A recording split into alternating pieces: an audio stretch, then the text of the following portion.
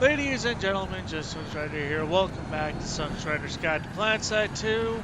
I apologize for the late upload this week. It's just that this past Friday, I had a very late shift at work, or well, the latest shift I could get at work, and it really drained me of energy, considering that it was my first 6-hour shift. Then, of course, it had to be the evening one, but that all being said, I will get a guide video out today. So today we're going to talk about more raw gameplay stuff without actually doing gameplay stuff. Anyway, what I'm going to be talking about here is the alert slash event system. Now, alerts and events are these events are randomly generated. Well, events. Events are randomly generated, taken from a pool of stuff, and pretty much it's meant to sort of guide the flow of combat. Like, mix it up a little bit. Like, direct the majority of players into a specific objective. Like, for example, there's an event going on right now which directs players to attack and hold all three of the tech plants on the map.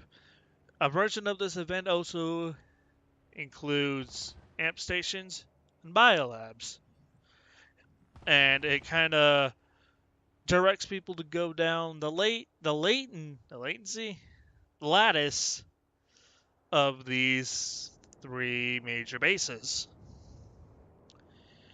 And there are also other alerts, for example, the aerial anomalies, where these giant black hole-like things appear in the sky, and what players have to do is get into their air vehicles, like their Mosquitoes, Scythes, and Reavers, and Valkyries, and Galaxies, and anything like that, and fly around these big aerial anomalies, quote-unquote, collecting data. That's at least, the lore excuse for it. The main excuse for it is to have all the air players go around in a big circle jerking each other off. Because aircraft is free during this type of event, and all three factions are kind of glued to this one section of the map. And I'm not an air player myself, so I haven't actually taken a part in a lot of these aerial anomalies. I have taken part in at least one before when I was rolling with CIK off recording, but other than that, I haven't really been involved in any aerial anomalies because I'm not a very big air player. So there you go. And then in terms of other events, I'm pretty sure the devs have other events planned for the future. Like, I've heard rumors of a ground version of the aerial anomalies where there's like suspicious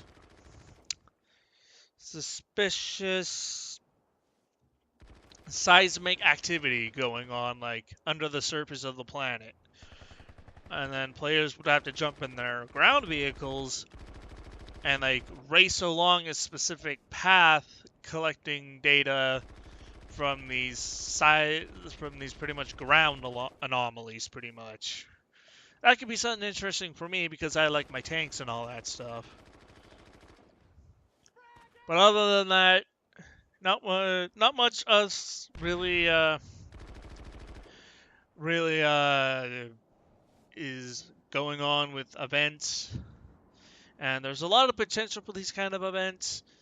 Like, I know this is like a really big long shot, but I've been thinking of like an alert or like Nanite Systems, which is kind of like the main firearms dealer of Planetside 2. They make all of the Nanite System weapons, and they also create a lot of the generic vehicles like Flashes, Sunderers, Lightnings. Pretty sure there's the Nanite System symbol somewhere on this thing. And they make liberators, galaxies, and ants. Pretty much all of the non-Empire specific vehicles are manufactured by Nanite Systems. And then there's a lot of Nanite Systems weapons, like, for example, non-faction specific rocket launchers, sidearms, and some weapons like the PDW, the Baron, the 11C, the NS-15 series, the MKV series, the Tennu, the NSX, the Tahoe. All of these pretty much non-specific weapons, as I've said, are all made by Nanite Systems. I've been thinking that like a bunch of prototype Nanite Systems training bots, like bots that are meant for training, would go rogue and malfunction, go haywire, and they will drop hot drop in drop pods down on like a continent, and they will start attacking and capturing random bases. And pretty much the faction that captures the most Nanite Systems territory, defends against Nanite Systems attacks, and overall just gets as much kills on Nanite Systems haywire training dummies as they can, wins the alert or the event. And I know that's a really big long shot because coding in and adding competent mobile AI is a bit of a bitch. So, there you go. But, I mean, there's a lot of potential for events. And now the main thing that's actually been recently added is this thing called unstable warp gates. Now, there's nothing like that right now going on. But pretty much, when a continent first unlocks, like, say, for example, Hazen unlocks, for whatever reason. When it first unlocks, the whole map isn't open.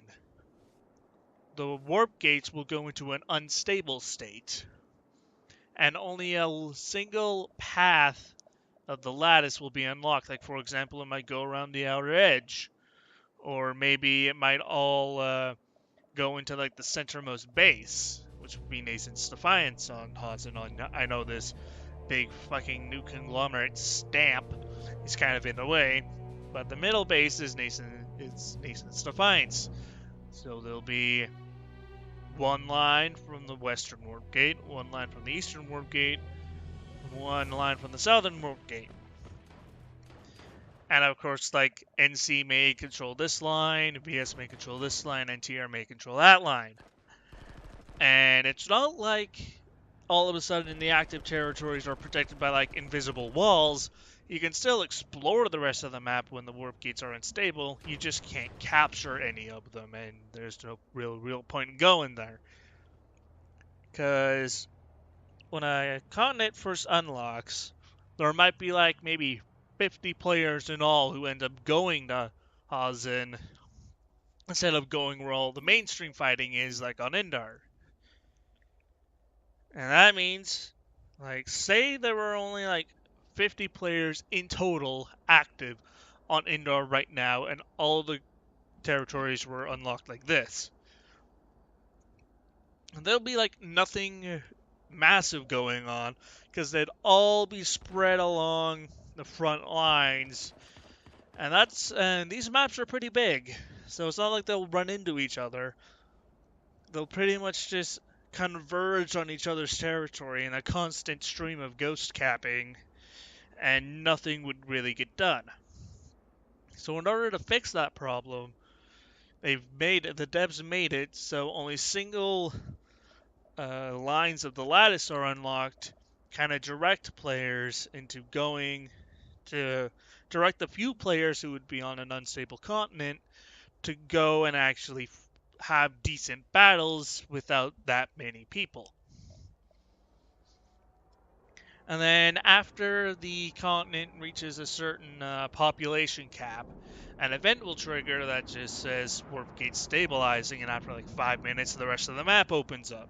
Because by that point, hopefully, there'd be enough people on there to get the flow going. And then, of course, over the course of a couple hours, maybe, there'll be those events that I mentioned earlier, like the biolab capture, tech plant capture, aerial anomalies, stuff like that. And then once somebody gets to, I believe, 41% territory control, then a lockdown alert starts. And that's an alert is separate from the events, because an alert is what locks the continent. And pretty much whoever has the most territory after an hour or so, they lock the continent. They get whatever passive buff it is, like aircraft repair or whatever the heck Ezemir's one is. And then the next continent unlocks, and then the cycle starts all over again.